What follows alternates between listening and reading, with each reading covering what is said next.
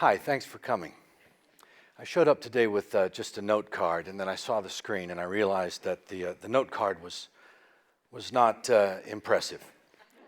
That in fact, when Moses came down, he carried 2 stone tablets, and the commandments probably had a lot more weight because they were written on stone tablets. And that in fact, if he had just come out with a note card and said to everybody, "Do you have a pen?" It would have been a less impressive. We might not remember the commandments as well. Danny's right. I'm not going to talk so much about what it's like to sit at the desk and try to make something where nothing exists. It's kind of a boring process. It's one you can kind of imagine, in which you are making things up, and you are free associating to make things up, and you are, through trial and error, throwing out ideas sometimes more quickly than you are getting ideas. It's not the most interesting thing to describe, and frankly, something about that process is very mysterious to me. So what I thought I would do is tell you some ways in which I try to live a creative life, or ways in which I try to live my life that open myself up to ideas, creative impulses. I'm engaged in a lot of creative endeavors as both a writer and an actor, though I have to say, as an actor, primarily it's an act of translation, where I'm taking somebody else's words and I'm communicating those words to an audience. The moment of pure creation, though, is the moment that, as a writer, that I'm simply making something up that wasn't there before. So I came up with 10 little things I do. Now, I'm going to say them as if you should do them. I'm not telling you to do them. I'm just telling you this is what I do in order to live a more creative life. I've never done this before, so. Yeah, okay, that's number 1. Don't do anything. Don't do anything. Go home, sit on the couch, and stare at a wall for a long time. And don't put on music, and don't talk to anybody, and don't look at your phone. And if that's really boring, then you might look out a window. I'll give you a window. But daydream. Just daydream. Just don't do anything. Just stop doing things. Just sit there. Just sit there for half an hour. Sit there for half an hour, and then the next day, do the same thing. And pretty soon you'll stop thinking about your problems or your schedule or your failings, and your mind will start to wander, and you will start to fantasize.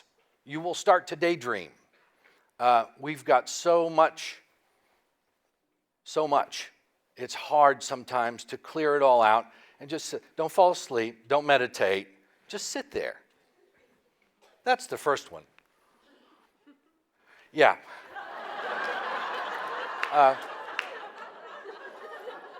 This might be a little inside baseball, right? I recognize that I'm speaking to people who have come to the MCA for Chicago Ideas Week, while the Bears are playing, and so you're probably NPR listeners. If I were in Tulsa, it might say stop listening to Rush Limbaugh. But we're here in Chicago, in Illinois, so I'm going to say stop listening to NPR. It really shouldn't say stop listening to NPR. It should say just don't listen to so much NPR. People who listen to too much NPR, they start to just regurgitate some of the same ideas, and actually the skin starts to get a little sallow. Too much NPR is not good for the skin. It's not good to get too many of your ideas from any one source. You should probably vary the sources from where information is coming at you. I like NPR. It's well done. Here's another thing about it. I talked about sitting on a couch not doing anything. Where do you get some of your best ideas? In the shower, because there's nothing else to do in the shower. You're showering automatically, so you're sitting there, you're letting your mind wander while you're in the shower. Hopefully, you're sitting on the couch not doing anything, and your mind can wander while you're sitting on the couch. Another great place, though, to let your mind wander is when you're in the car. Turn off the radio. Just turn it off. You don't really need to hear the story on NPR. You don't really need to listen to the Terry Gross interview with Jeff Daniels from 5 years ago. It's really not important. So, get out of the way. When you're sitting there thinking your thoughts on the couch or in the car or in the shower, a censor appears. Your own personal censor appears and says, stop thinking about that. Don't think about that. That's wrong to think about. That's what you're thinking about is illegal. What you're thinking about is immoral. What you're thinking about that's horrible. Stop thinking along those lines. Think whatever you want. And think whatever you think of the most venal, vile, disgusting, disturbing thoughts you possibly can. Get rid of the censor and just let your mind go wherever it goes. Don't stop it. Get out of your own ideas' ways. The truth is that those thoughts you're having are organic. They're part of who you are, from the most venal to the most noble. Get out of their way and let those thoughts happen. Well, I have to admit, this is kind of personal to me. I've been sober for over 20 years. But the point about stopping drinking is that in terms of a creative life, if you've ever been a sober person talking to a drunk person, then you're aware that they have nothing to say. They have nothing to add to the conversation. They're not going to be helpful. They are perhaps funny because they're stupid, but they are by and large destructive. I know this myself from when I was drinking. It destroys creative impulses. So I'm not telling you to stop drinking. I'm sure you enjoy drinking, and you should all keep drinking. But if you want to live a creative life, maybe you should stop drinking, or at least don't drink so much. Stop drinking so much. Now, I was going to also, I limited it to 10, so I didn't add this one. The next one was going to be do drugs, which is different than stop drinking. Now, being a sober person for over 20 years, I haven't done drugs in a very long time, but I can tell you that when I did drugs, it did in fact foster some creative thinking in a way that drinking never did. So stop drinking, but do drugs. But you know, I can't really encourage that. There are also some young people here, so I shouldn't encourage that too strongly. And certainly don't do any of that and drive. Yeah, okay. Sometimes when I'm in rehearsals on a play, and I come up with a particularly good line in the rehearsal room, one of the actors will say, "Hey, that's pretty good," and I'll say, "You know, they don't give you a Pulitzer Prize for jerking off." And then I follow that up by saying, "Because if they did, I'd have a lot more Pulitzer Prizes." You probably think that I mean this literally, and I do. Masturbation is playing with yourself. And that's something that a creative person has to do. You have to play with yourself. It involves the body, it involves the mind, and it involves, again, unchecked fantasy. You are allowed to think whatever you want to think. You are allowed to think about whatever gets you off. And that is prime material for the creative mind. Masturbate. Lie. Well, it's the first creative act, right? The first time you, as a child, are challenged to make something up on the spur of the moment. You took the baseball bat and you shoved it down into the drainage hole in the basement. And now you've gotten in trouble for it and you have to create a reason why you shoved the baseball bat down into the drainage hole. And you will, in fact, create in the moment. There's another reason to lie, because the truth is rarely interesting. You know, I heard John Irving speaking once, and he said that all of his books started out as his autobiography. And then he started to realize how boring his life was, and he began to lie about it, and it would turn into his next novel. So since you're lying anyway, and let's face it, we're all lying. We've all lied a lot. I think the key here is that stay true to yourself, know thyself, and know what it is you're doing when you lie. But when you're talking to me, or when I'm talking to you, let's make shit up. The story you're telling me is almost certainly not interesting. And I have very little of interest I want to share with you, so let's lie about things. Leo Burnett, I used to work there as a secretary. It was called secretary back then still. I wasn't an assistant, I was a secretary. And I got fired from Leo Burnett because I got my boss pregnant. That's a lie.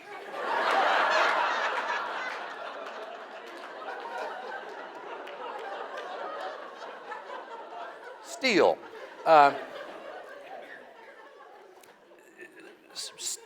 Steal all of your ideas. You don't have any new ideas.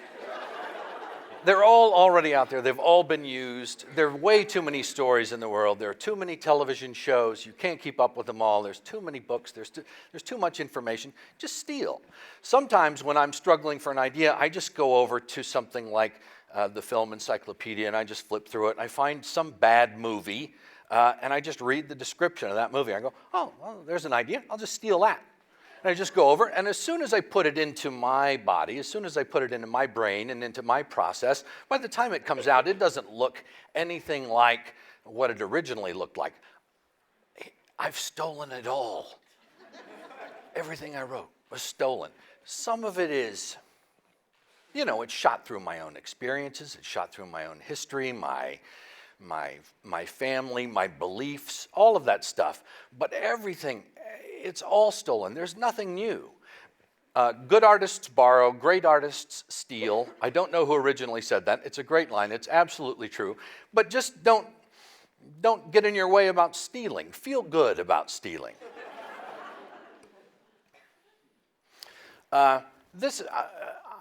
You should probably see somebody.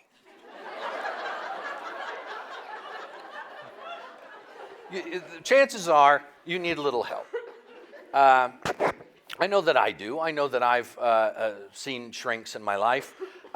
Maybe because of some of these other things on the list, I've needed to see shrinks in my life.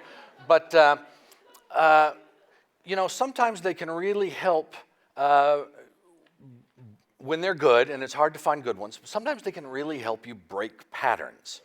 And sometimes the key to creative thinking is breaking habits, particularly bad habits, or at least discovering the reasons why you keep doing the same things over and over and over again. I know I know I shouldn't fall in love with that crazy girl, but I did it again. I know I shouldn't have gotten drunk and gotten behind the wheel. I did it again.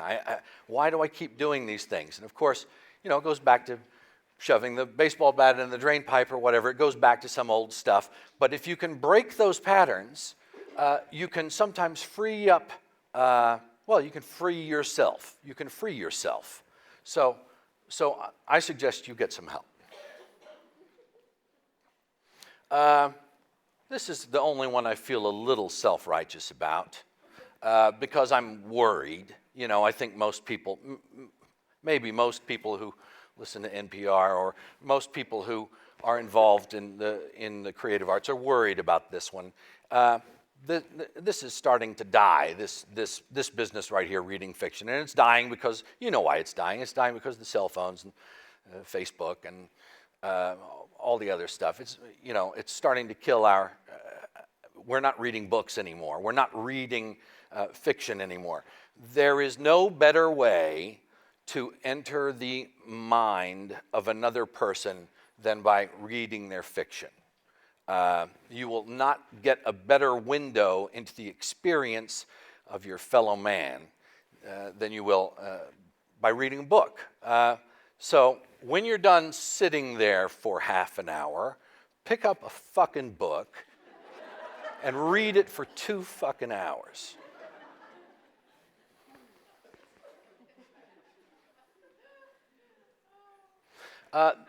This one's important. I sometimes improvise with Dave and TJ. They're David Pasquesi and TJ Jagodowski. They're 2 improvisers. They work out of I.O. primarily. They've been doing it a long time. They're arguably the best improvisers in the world. For those of you who've not seen the show, here's how it works. They come out and they say, I'm Dave, this is TJ. Thank you all for coming. Trust us, this is all made up. Lights go down. 5 seconds later, lights come back up, and they, not having spoken about it beforehand, not taking any suggestions from the audience, they create a play for an hour, about an hour-long play out of thin air. I sometimes improvise with Dave and TJ. When one of them's gone, they'll call and they'll ask me to do it, or we'll do a 3-way. I've rehearsed with them, and rehearsing something like that that's completely made up is actually kind of tricky. But one of the things they rehearse the openings of the scene. So that moment when the lights come up and you're looking at each other. And we will do this. Lights up, we look at each other.